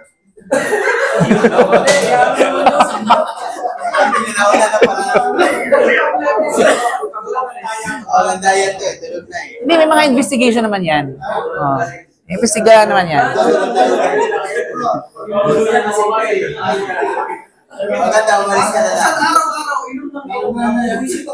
Yan mo yan. Pwede mo isumbo yan sa pulis. May proof ka. Yan, lagay mo ng proof. Isumbo mo sa pulis yan. Ako na magsabi, sumbo mo sa pulis yan. Okay? Ay, hindi siya At least na nahuli sila. Basta ako mag-terminate ng ano, kukonsintihin nyo ng ano eh. Ano ko kontinsintihin? Sa manager namin. Ba't nyo naman sabihin na ikaw na negosyo namin? Ba't ano negosyo? Alak? Hindi, system eh, mga CCTV. mga worker nila. Di wag ka alam mo, sabi na ako nagsabi. Ako nag-report. Kailangan sabihin, hindi mo naman sabihin niya na ako nag-report. Alam, malay ba nila kung sinong nag-report? Huwag mo sabihin. Hindi, ganun na lang gawin mo. Tawagan mo si Stan. Pag mga natas lumabas ka na. Sige, natin tayo ah. Di wala namang ano yan, wala namang ano. At least ano lang ba? Kasi ano, alam naman nila na bawal yan. Bakit pa nila ginagawa yan? Alam nila na ano, kahantungan ng ano. Ang problema pa sa kanila, pag nakulong na, magrereklamo sa Manila, magrereklamo sa Manila, tapos sabihin, hindi kami nasikaso na tinatawag na ng embassy ng consulate. Ang kapal na mga mukha ng mga yan. Subhanallah. Ang lalakas pa ng loob, ipopost pa yung alak. Saan sila ayoko yan? Sinasabi ko na lang sa una. Ayoko nga yan eh. Tulog na ako. Okay. So yun mga kapatid, wag mo kung painitan, pinainit mong dugo ko eh. Okay, malinaw? So yun ang tinatawag na sabihin natin. So yun ang bigay ng matin na babala. Kung yan ang trabaho ng banal na Quran mga kapatid, magbigay ng babala. Matinding kaparusahan na minamadali sa mundong ito at pinagpaliban sa daigdig sa kabilang buhay. Okay? Walang edit-edit. Nakapagod mag-edit eh.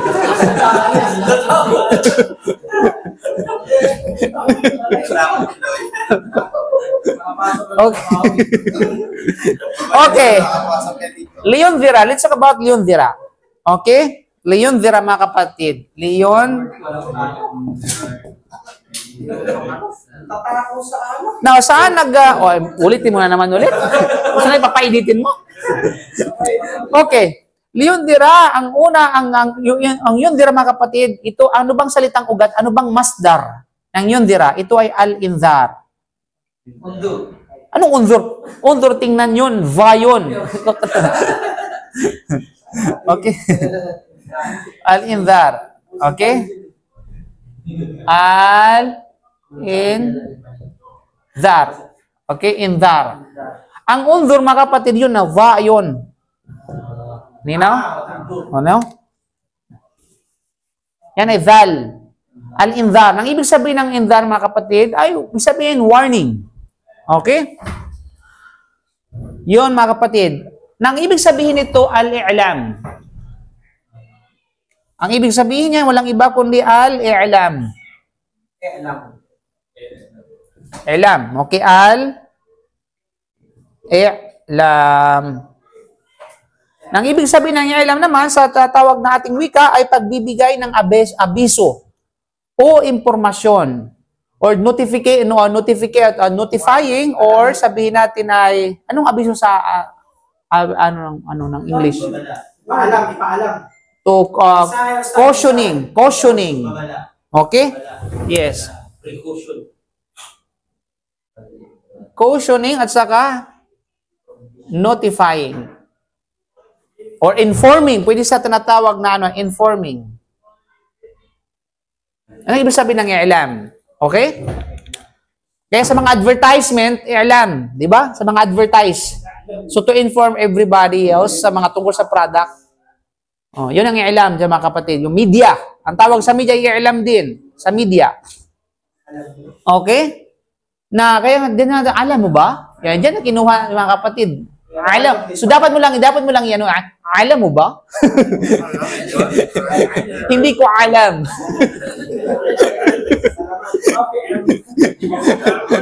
Wala akong alam. Okay? So dapat alam mo, nakakatuwa yun. Pagdalhin natin i-apply natin sa Tagalog natin yung mga harf, yung mga paano yung mga kalkala. Di ba sa mga Maranao mahilig sa kalkala? O, di ba? Okay. Okay. So, subalit, ang pagbibigay abiso or impormasyon or notification or kumbaga pagbibigay ng babala, nauugnay ito, ang ilam or indar, ito ay nauugnay sa pananakot at pagbabanta. So, ano ang inuugnay dito? It's in relation to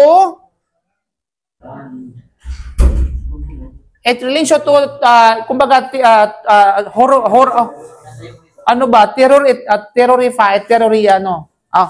may kaugnayan sa pananakot. O terrorizing, no? It's in relation to terrorizing. Okay? O pagbigay ito ay may kaugnayan sa tinatawag na, sabi kasi hindi naman lahat ng impormasyon negative. Mayroon impormasyon na positive. But indar, pag sinabing indar sa tinatawag na grammar sa Arabic mga kapatid, ito ay negative talaga.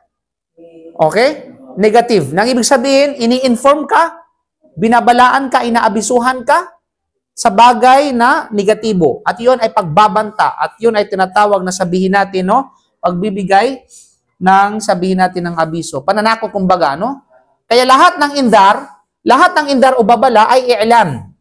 Ano yung pagkaiba? Lahat ng indar ay i'lam, pero hindi lahat ng i'lam ay indar. Ulitin ko, lahat ng indar ay i'lam. Ang indar kasi basically ay babala. Okay? Babala. Ibig sabihin, warning, terrifying, no? So, hindi lahat ng indar ay i'lam, pero hindi lahat ng i'lam ay indar. Kasi may mga i'lam na hindi naman babala. Warning lang, binibigyan ka ng, okay, bawal, sabi natin, paalala lang, mga ganun ba, okay? Halimbawa, wag kang dito, kasi wag kang pumunta yung mga marupok dito. Di ba? So, lang lamang siya, okay? Binibigyan lang siya ng, kumbaga sabi natin impormasyon, okay? Bawal lumangoy, kung hindi ka naman marunong lumangoy. Di ba? So, di ba? So, ibig sabihin, hindi lahat ng i'lam ay indar. Okay? Hindi lahat, yan ang pagkaiba ng i'lam at saka indar. Lahat ng indar ay i'lam, pero hindi lahat ng i'lam ay indar. Nag-gets nyo? Kasi yung indar ay negative talaga siya. Yes. Pag sinabi kasing indar, automatically negative yan. Dito sa I'lam, either positive or either negative. Yun yung doon ang pagkaiba. Kaya hindi, parang hindi lahat ng, hindi lahat ng mu'min ay Muslim. Pero hindi lahat ng Muslim ay mu'min. Yun lang yun. Okay? Hindi lahat ng pogi ay may pera, pero lahat ng pera pogi. Gawa-gawa. Okay, malinaw kapatid? Okay. So, may linang pagkakaiba? Ulitin ko lahat ng indar ay i'lam, pero hindi lahat ng i'lam ay indar. Okay. Kasi ang tinatawag na indar, basically, diretso agad yan sa negative. Okay? Sabihin ay warning talaga na babala. At lahat ng babala, delikado yun. Negative yun. Yun nga, pananakot nga. You know? Okay? Pero sabihin, ito is same time, kahulugan siya ng i'lam. Kasi pagbibigay ng abiso, pagbibigay na pag-inform, i'lam din siya. Okay? Bilang pangkalahatan. Pero hindi lahat ng i'lam ay indar. Okay? Pero lahat ng indar ay i'lam. Okay. So yung mga kapatid, ang lam na sila dito, ang word na lam dito, yung liyunzira, lam dito. Yan. Ang lam dito sa liyunzira, mga kapatid, ay may kaugnayan sa anzala. Ito ay mayroong kaugnayan sa tinatawag, balikan yan sa anzala. Okay? Ang lam, ito, liyunzira. Ito harf al-alil, di ba? Ta'lil. na may connection dito sa tinatawag na anzala sa ibinaba. Di ba? So ano ba? Liyundhira, upang bigyan sila ng babala tungkol sa ibinaba. Now, which is kapahayagan. You know? Okay. Now, ang salitang tinatawag na basa naman, dito sa about na basa, actually, ang indar, marami yan sa banal na Quran. Di lamang yan sa aya na yan. Marami yan, mga kapatid, yung word na indar.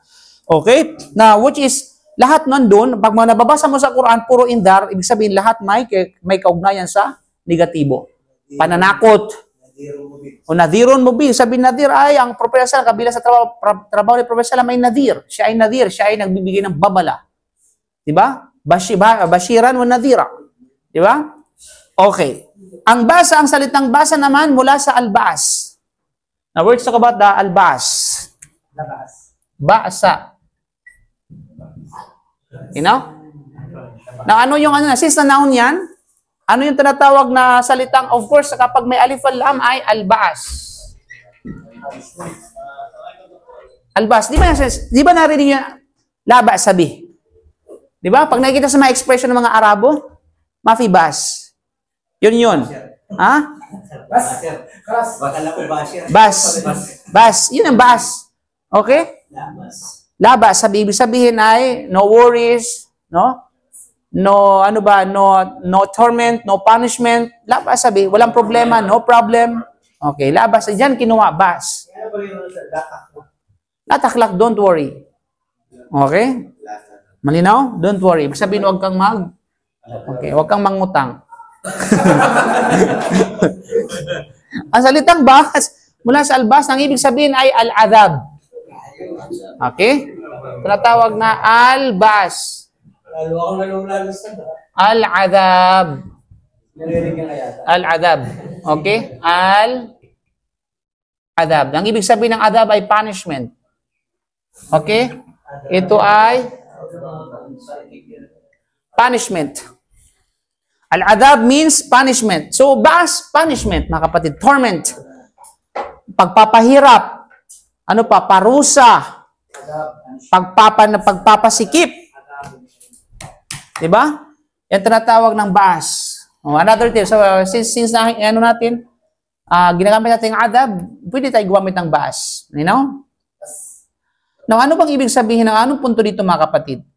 Ang Allah subhanahu wa ta'ala ay nagbaba ng aklat sa kanyang alipin sa katotohanan hindi niya ito ginawang baluktot, bagkus ay ginawa niya itong matuwid upang kanyang bigyan ng babala ang mga hindi naniwala sa isang matinding parusa na nagmula sa kanya.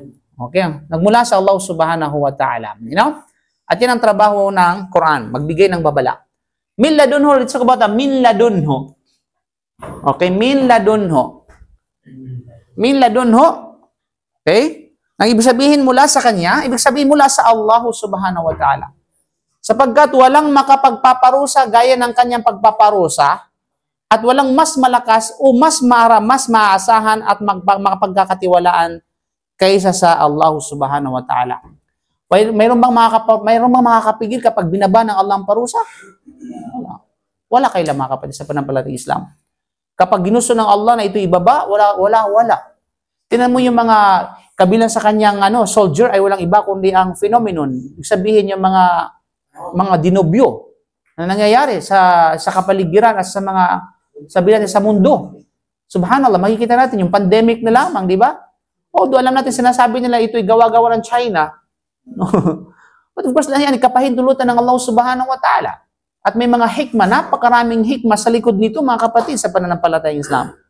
Yung natural phenomenon mismo na walang subhanallah, ang Allah mismo ang may gawa, may sanhi, mga kapatid. No? Pagkaroon ng pagbuhos ng malakas na ulan, pagkatapos bumuhos ng malakas na ulan, magkaroon ng mga kidlat, magkaroon ng mga sabihin nating thunderstorm, pagkatapos maapektuhan yung lupa, hanggang sa ito ay, subhanallah, damay-damay na.